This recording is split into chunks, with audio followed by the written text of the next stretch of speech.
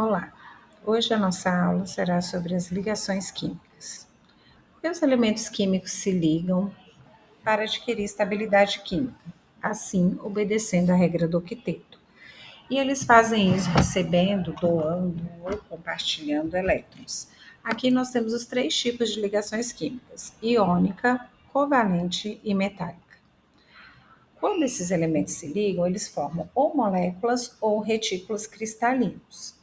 Assim como as palavras do alfabeto, que unem as letras para formarem palavras, os elementos químicos se unem para formar o quê? A matéria, que é tudo aquilo que tem massa e ocupa lugar no espaço.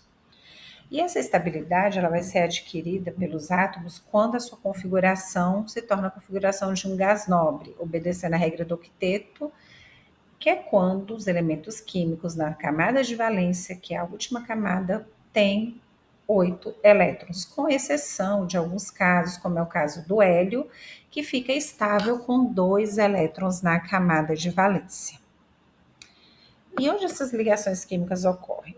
Vai ser nas camadas mais externas do átomo, ou seja, na camada de valência. Aqui nós temos o sódio. O sódio é um elemento químico de número atômico 11. Este número atômico que está aqui embaixo, este número que está aqui embaixo, sempre representa um número atômico. Então, o número de prótons também será 11. No estado fundamental, o número de elétrons é igual a 11. Feita a distribuição eletrônica, observou-se, terminou em S, relembrando, todos os elementos que terminam em S ou P estão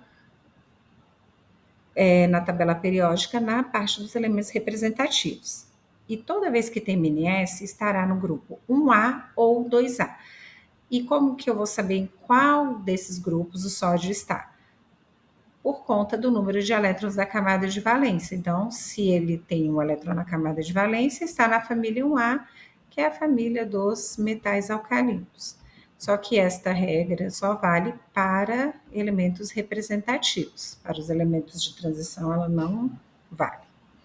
Sendo assim, eu já sei que é um metal. Qual é a tendência dos metais? De formarem cátions, ou seja, de perder elétrons. Então, ele vai perder esses elétrons da última camada, ou seja, um elétron, porque ele está na família 1A, ele vai perder um elétron e vai ficar com esta camada como a nova, né, por assim dizer, camada de valência mais estável. Mas para essa estabilidade ele precisa estar se ligando a outro elemento. O próximo aqui nós temos o cloro. O cloro tem número atômico 17. O número que vem embaixo, representado por escrito, sempre é um número atômico. Então, aí aqui se fez a distribuição eletrônica, ó, 2 mais 2, 4, mais 6, 10, 12, 17. Aqui está na família 7A, lembrando, terminou em S ou P, elemento representativo, então é família A, que é a família dos halogênios. Os halogênios são ametais, então eles têm a tendência de receber elétrons, formando assim um íon ânion. Então, os metais, eles são bastante eletropositivos por terem tendência de perder elétrons, e os ametais, eles são bastante eletronegativos por ter essa tendência a receber elétrons. Essa tabela aqui de valência dos grupos, ela é bem importante, por conta que se você tem em posse a família do elemento químico, você já sabe a carga, mesmo sem fazer a distribuição eletrônica. Então, se está na família 1A, tem um elétron na última camada. Então, sendo assim, ele perde um elétron, porque qual é a característica dos metais? É de formar íons cátions. Na 2A, então, ele tem 2 elétrons na camada de valência, a tendência é de perder 2 elétrons. Já na família 3A, que é a família do boro, também são os elementos metálicos, e eles precisam perder 3 elétrons. Na 4A, que é a família do carbono, é mais ou menos 4, por conta que existem metais e não metais.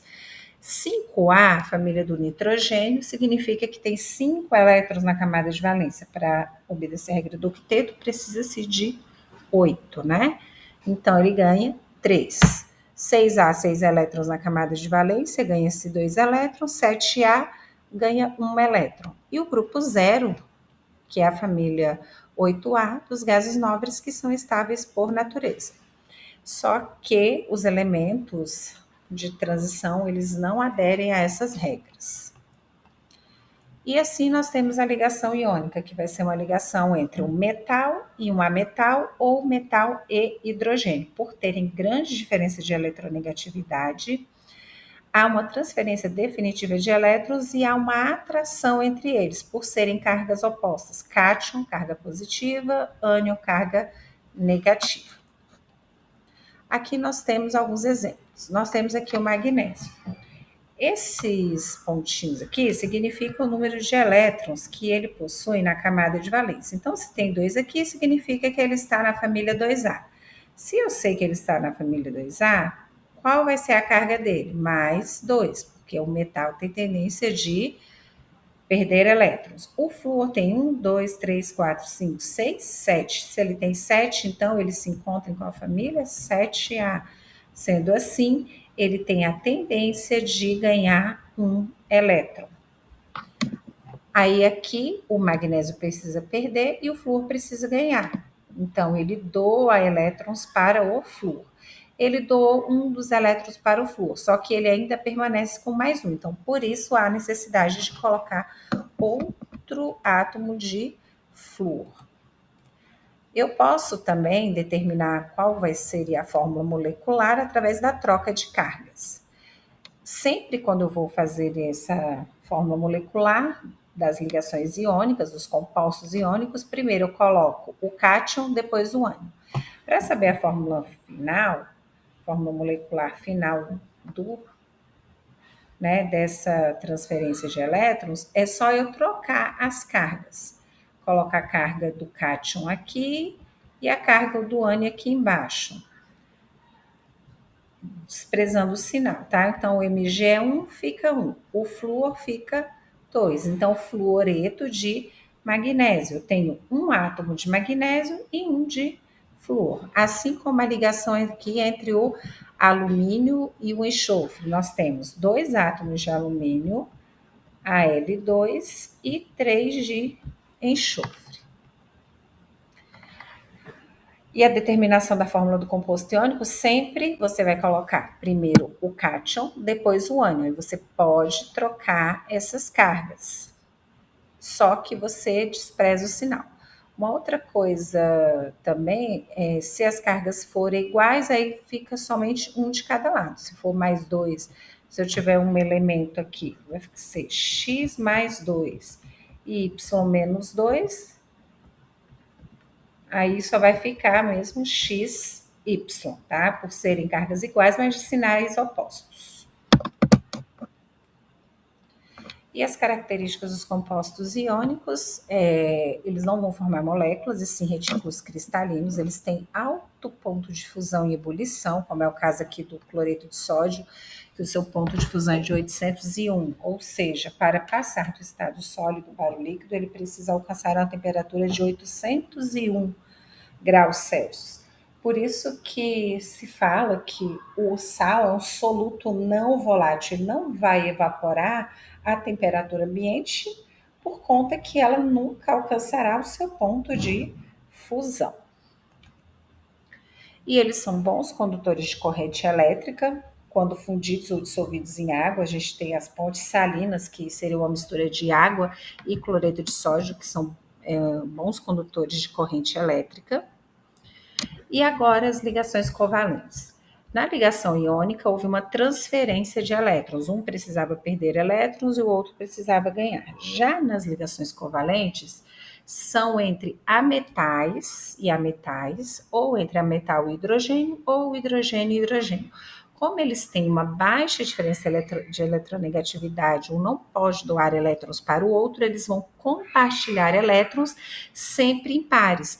Então, aqui vai ser uma força eletromagnética que vai unir esses elementos químicos. Aqui eu tenho como exemplo a amônia. A amônia é formada pelo nitrogênio.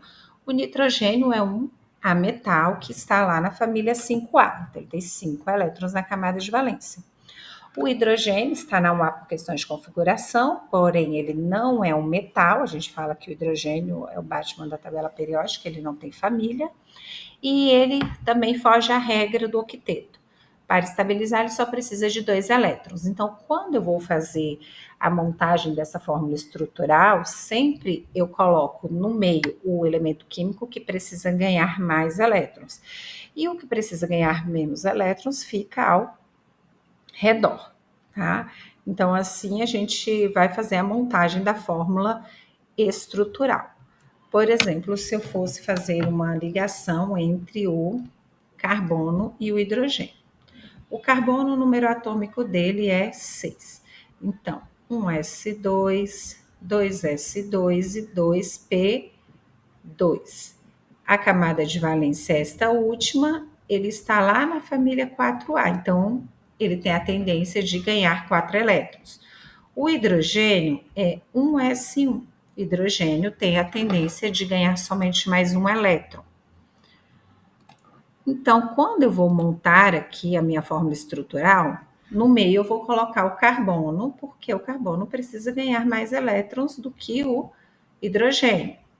Então, eu vou colocar aqui os 4 elétrons que ele tem na camada de valência. E ele precisa ganhar somente mais um aqui, o hidrogênio. Então, ligou, ficou 1, 2, 3, 4, 5. O hidrogênio estabilizou, porém o carbono não. Então, eu vou colocar mais um átomo de hidrogênio. Ligou. 1, 2, 3, 4, 5, 6. E aqui mais um. Agora eu fiquei com 7. E mais um, 8. Então, vai ficar aí na fórmula molecular, eu vou escrever CH4.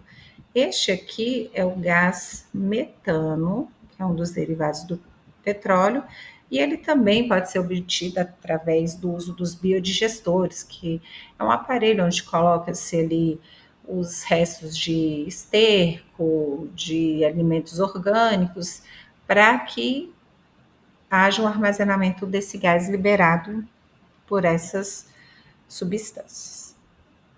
Aí nós temos aqui outras exceções, a regra do octeto, que é o boro, que fica estável com 6 elétrons na camada de valência, e o berílio fica estável com 2 elétrons na camada de valência.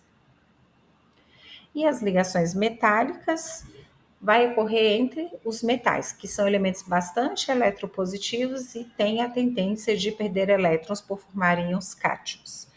E como nenhum desses átomos tem a tendência de receber elétrons, eles vão ficar livres. Por isso que a gente fala teoria do mar de elétrons.